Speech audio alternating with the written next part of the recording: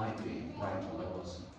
So I'll jump into some ghost stories, the first of which arguably are most famous, the Grey Lady.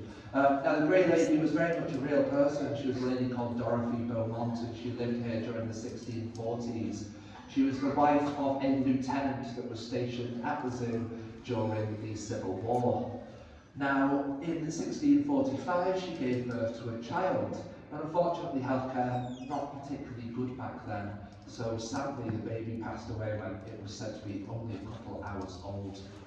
Now, at first Dorothy took this news quite well, but over time she convinced herself that the baby hadn't actually passed away, and that it had been taken or stolen from her, hidden somewhere in the castle grounds.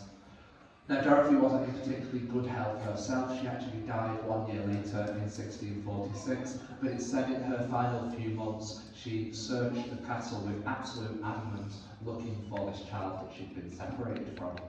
And when she was on her final deathbed, it said that her last wish was that she wanted to be reunited with the infant that she lost.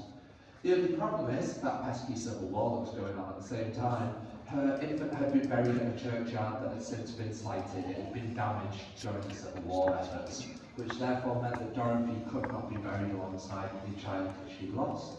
And as a result, it is believed that she still haunts the grounds today because she didn't get that last wish of being reunited with her child. Now, over the years, we've had various sightings of what is believed to be the Grey Lady, most commonly in the Sharrington Range, which is where she would have resided during her time here at the castle.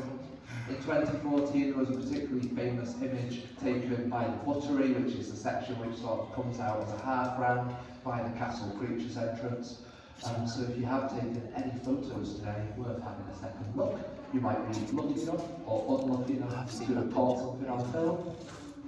Our second most common sighting here at the zoo and castle is that of Margaret. Margaret resides in a completely separate part of the castle, the very top of the castle keep. Now, Margaret was well known at the time, back in the 1300s, slightly earlier than Dorothy, for her interest in native plants. And she realised quite early on that a lot of native plants have medicinal properties. They have the power to heal people sick or ailments. Now, of course, today we know there's quite a bit of science to that. We use plants in modern medicine every single day. But back in the 1300s, it was a little bit controversial. So it wasn't long until Margaret was accused of being a witch. And there's various ways that you could trial someone for being a witch in the 1300s. Rather commonly, you could burn them at the stake, you could drown them, or if you had a very tall tower, you could throw them from the top of it.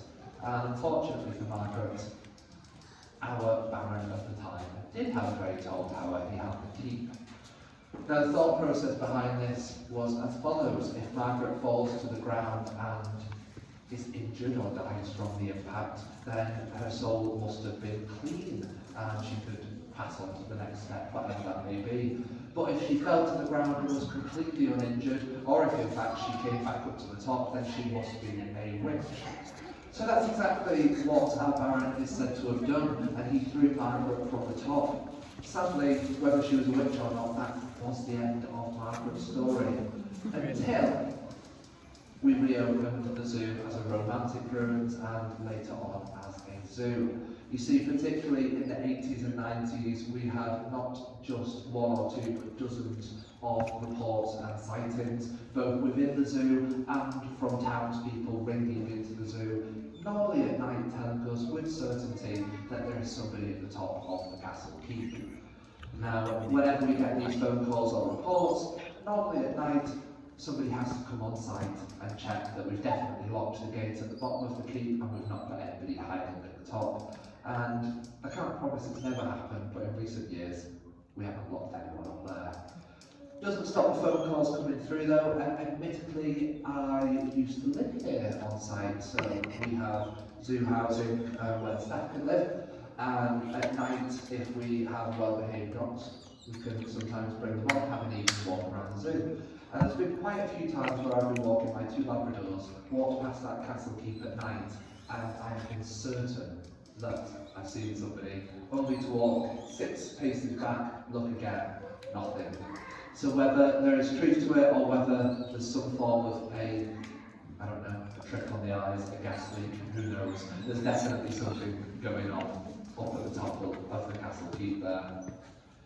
Now, admittedly, I could go on for days and days with spooky stories. Our most common sightings here at the zoo are a procession of monks. In fact, we've had contractors over the years who've worked into the evening and who've refused to come back because they've been certain that they've seen something in the castle courtyard at night.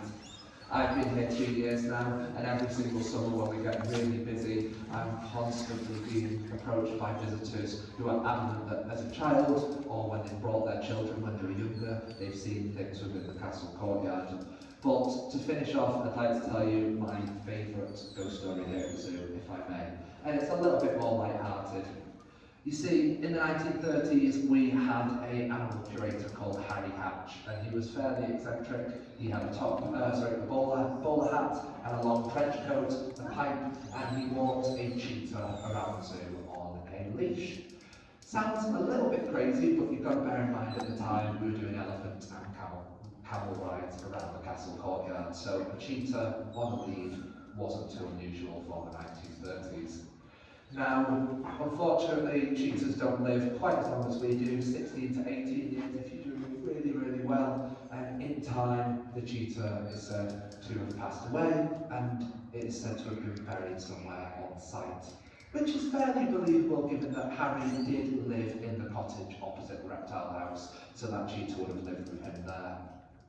Now, over the years, we've done lots of development work here at the zoo. We are yet to find the skeletal remains of his cheetah. But what we have experienced is multiple sightings, particularly during our ghost nights, which run until about 3 AM in the morning here within the castle courtyard. Visitors telling us with certainty that they see what looks like a big cat pacing through the castle courtyard at night. Now again, when these reports first came in, a little bit worried, never good to have a big cat out, but in time we've put it down to Harry Hatch's cheetah taking one last night of the courtyard.